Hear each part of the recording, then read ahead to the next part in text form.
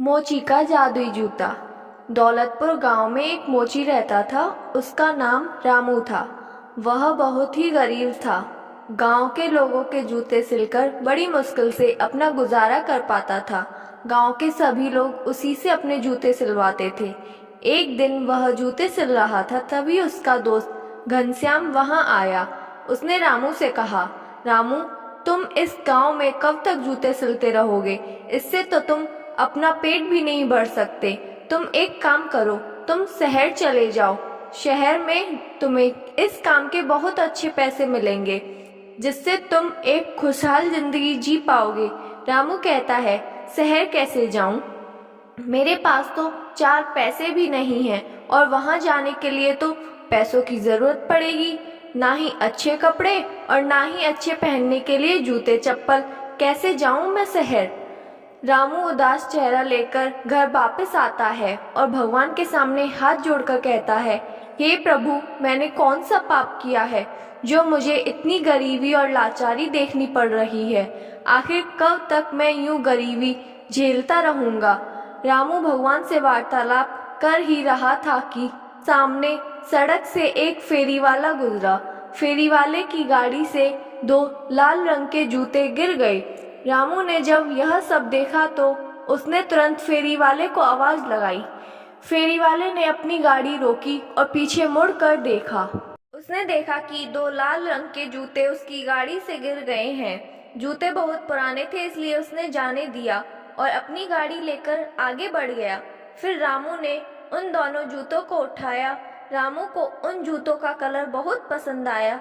उसने अपने हाथों से उन जूतों को सिला और पहनकर देखा। रामू के पाँव में वह जूते काफी खिल रहे थे। वह उन्हें देखकर काफी हंस रहा था और खुश हो रहा था, क्योंकि काफी लंबे समय के बाद उसने अपने पैरों में जूते पहने थे। वह बार बार जूतों को उतारता और पहनता और हंसने लगता।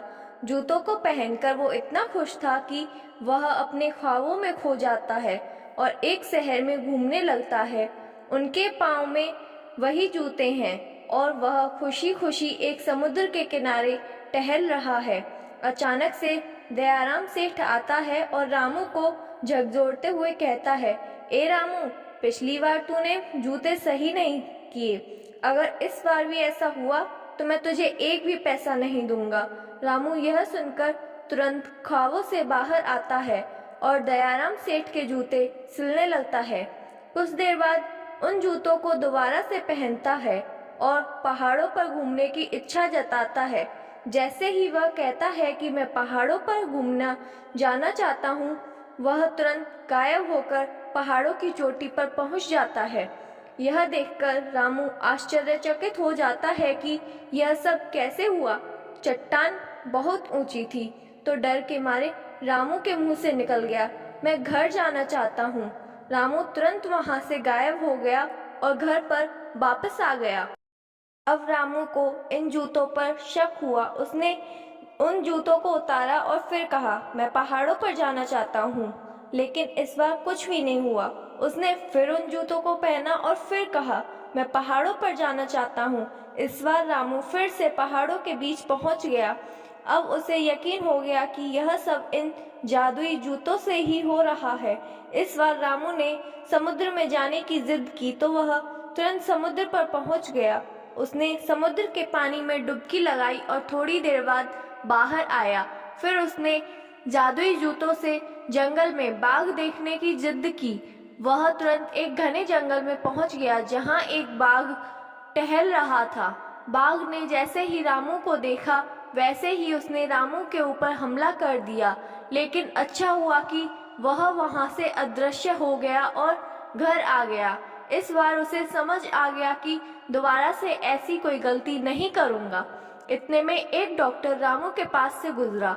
रामू ने उन्हें रोका और पूरी कहानी उन्हें बताई। डॉक्टर ने यह खबर एक रिपोर्टर को बताई। कुछ ही समय में काफी सारे रिपोर्टर वहां आ गए। धीरे धीरे रामू की पहचान बढ़ने लगी। यह देखकर उसका विपक्षी मोची रामलाल उससे जलने लगा। रामलाल ने सोचा, मुझे कुछ न कुछ तो करना पड़ेगा। रात को रामलाल रामू के घर जाता है और रामू को सोते हुए देख उसके जूतों पर ब्लेड चला देता है, जिससे जूते पूरी तरह से उखड़ जाते हैं और वापस घर आ जाता है। सुबह जब रामू सोकर उठता है तो वह अपने जूतों को देखता है। उसके जूते पूरी तरह से फट चुके थे। यह देखकर वह हैरान रह जाता है। शाम को तो मैंने सही से जूते रखे थे, अब यह फट कैसे गए? जरूर यह किसी की शैतानी है।